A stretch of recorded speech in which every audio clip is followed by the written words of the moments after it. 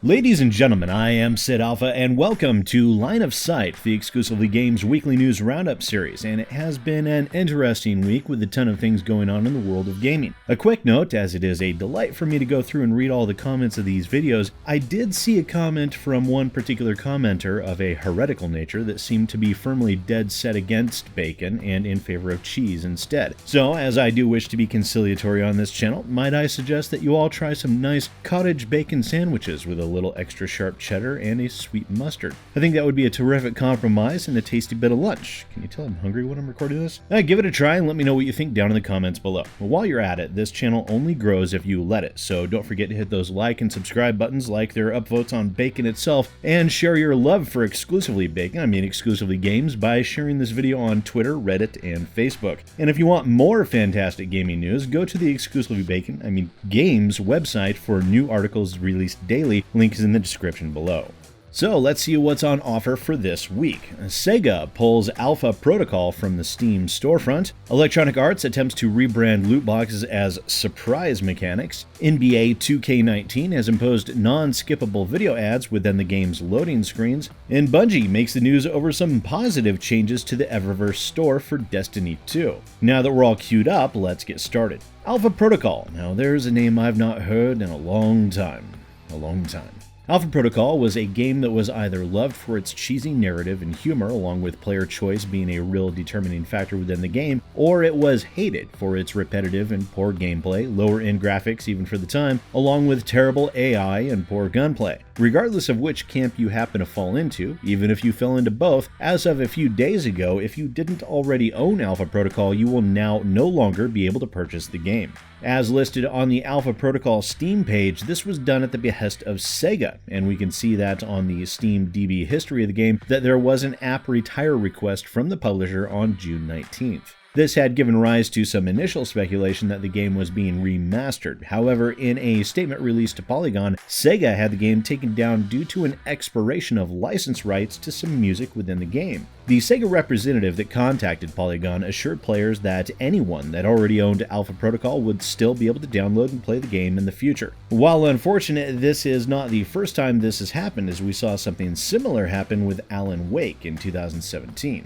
It is unfortunate that new gamers will not be able to purchase Alpha Protocol, but it's good to know that those that already own the game will not be affected by this license expiration. Now, our next story does involve some politics, but not in the way you might think. Electronic Arts and other publicly traded games corporations have long profited off of loot boxes within their games, and the battle against loot boxes has continued to heat up. Recently, the UK Parliament interviewed representatives of both EA and Epic Games to discuss immersive and addictive technologies. At that interview were the following representatives: Sean Campbell, the Electronic Arts UK Country Manager; Kerry Hopkins, the Electronic Arts Vice President for Legal and Government Affairs; Matthew Weisinger, the Director of Marketing for Epic Games; and Canon Pence, the General Counsel for Epic Games. Thanks to ParliamentLive.tv, we were able to watch the entire 2-hour and 40-minute long session, which, don't worry, I won't make you all watch it in its entirety. As a result of that interview, the memes have flowed through the internet as Kerry Hopkins of Electronic Arts attempted to correct UK Parliament that they were not loot boxes, but were highly ethical, quote, surprise mechanics. And I will show you that segment of video so you can hear her in her own words. And we've heard a lot of evidence in this committee from Dr. David Zendel, among others, that loot boxes are closely linked to problem gambling, particularly among adolescents. Can I ask you, both companies, do you consider loot boxes to be an ethical feature of your games? Kerry? Well, first, we don't call them loot boxes. I think that was whatever term you wish to apply to them. Do you consider them ethical? So what we look at as surprise mechanics, right. But I think it's important to look at this. So if you go to a I don't know what your version of Target is, but a store that sells a lot of toys, and you do a search for surprise toys, what you'll find is that this is something people enjoy. They enjoy surprises. And so it's something that's been part of toys for years, whether it's Kinder Eggs or Hatchimals or LOL Surprise. We do think the way that we have implemented these kind of mechanics, and FIFA, of course, is our big one, our FIFA Ultimate Team in our packs, is actually quite ethical and quite fun, enjoyable to people. We agree with the UK Gambling Commission, the Australian Gambling Commission, and many other gambling commissions that they aren't gambling, and we also disagree that there's evidence that shows it leads to gambling. Instead, we think it's like many other products that people enjoy in a very healthy way, and like the element of surprise.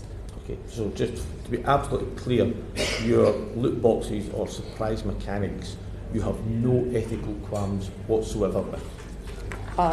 So I think you're recharacterizing my language. What I said is I think the way we've implemented our FIFA Ultimate Team packs is ethical. Okay, other than FIFA, and other games that you provide, are you equally comfortable and relaxed about? For all of the games we have on the market that have a randomized content mechanic, a surprise mechanic, a loot box, I have no qualms that they are implemented in an unethical way.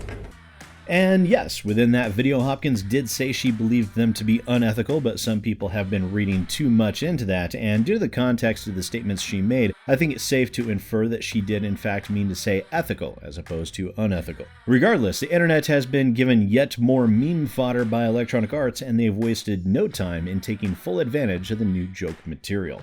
Our next story continues with the concept of AAA corporations, but this time we'll transition from Electronic Arts to Take-Two Interactive and 2K Sports' NBA2K19. The NBA 2K games are yearly iteratives published by Take-Two Interactive and have been widely ridiculed for their pay-to-win monetizations and imposed grind to mandate the purchase of the game's premium currency, VC. In addition to that, NBA 2K19 has recently included non-skippable video ads like the one on your screen now for the FX television series Snowfall, and is shown during the game's loading screens. However, the player is forced to watch the ad to completion, even though the loading for the game has finished. Apparently, this is also not a new thing with NBA 2K games, as it was reported 5 months ago that the game was forcing players to watch a Converse commercial, and that was also a non-skippable ad as well. However, not all is lost for NBA 2K players, as these advertisements can currently be disabled by turning off 2K TV in the game's settings. Whether this will become a permanent staple within the game or not remains to be seen. However, many players have expressed concerns that this ability to disable the advertisements will not be present in future NBA games, and that these advertisements will be a more permanent supplement to the revenue earned by these yearly iterative titles, in addition to premium currency, loot boxes, and pay-to-win mechanics. Time will tell, of course, but as of recording this video, neither 2K nor Take-Two Interactive have issued any sort of response to any media outlet as to the backlash over these advertisements. Our next story is a bit of good news for a change from Bungie and Destiny 2. Destiny 2 did not have what we would call a good start. At launch, the game was panned by critics, myself included for full transparency, for the shallow and empty story mode of the game and the numerous issues with game design that seemed like Destiny 2 was 2 steps backwards from Destiny 1, see what I did there? And critics weren't the only ones. Active players for Destiny 2 dwindled at a breakneck pace, and the full 13 controversies that arose surrounding the game actually landed Bungie in the not-so-hallowed halls of the shame that is the Sid Alpha Dirty Devs list on Christmas Day 2017. Earlier this year, however, Activision Blizzard and Bungie announced that due to Activision's desire to divest themselves of everything except only their most profitable games, Bungie had reacquired the publishing rights to Destiny 2 and the Destiny IP moving forward, officially beginning the separation process between the two companies. This has led to a slowly building ray of hope for many Destiny players, as Bungie, free of the Activision yoke, have been hard at work turning Destiny 2 into a much improved title.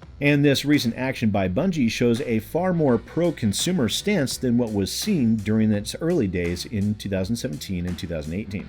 On June 19th, over at Bungie.net, Luke Smith released the blog post titled Fall Eververse Changes, in which he states, "It stinks to go into the Eververse Store and see an item that looks cool, and then seeing that the item has bad perks on it. In fact, when we're setting up the armor, we'd twist ourselves up in knots to make sure the Eververse armor sets didn't have good perks. We did this because we want the best way to get sweet perks on your armor to be by playing the game, not shopping for enhanced hand cannon loaders at tests. The root cause, dating all the way back to Destiny 1, is that Eververse armor has always had perks and gameplay capabilities as part of the package. We're done with that. As of this September, all Eververse armor is being converted into universal ornaments. These universal ornaments can be applied to all of the legendary armor sets we're releasing this fall. They override the look of your equipped gear while preserving the perks, mods, and stats of the original item. Any Eververse armor you have acquired in your collections will have its universal ornaments automatically unlocked for use on new legendary armor. For example, if the song in your heart is to have your Titan roll with the 2018 Tin Man-esque Festival of the Lost helmet, you can put it on any of the new legendary armor coming to the game this fall.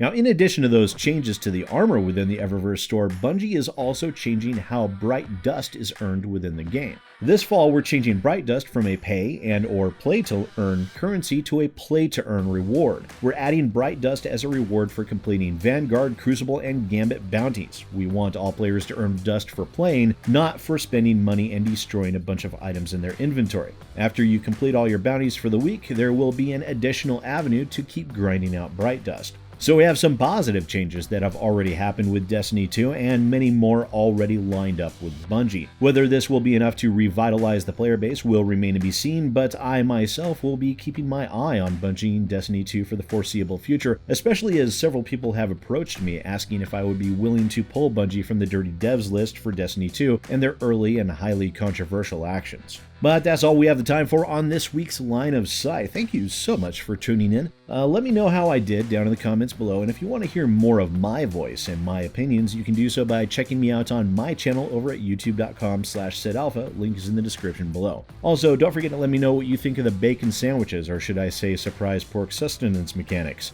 I'm interested to see how many people give it a bash. Once again, ladies and gentlemen, I am Sid Alpha, and I'll see you next time.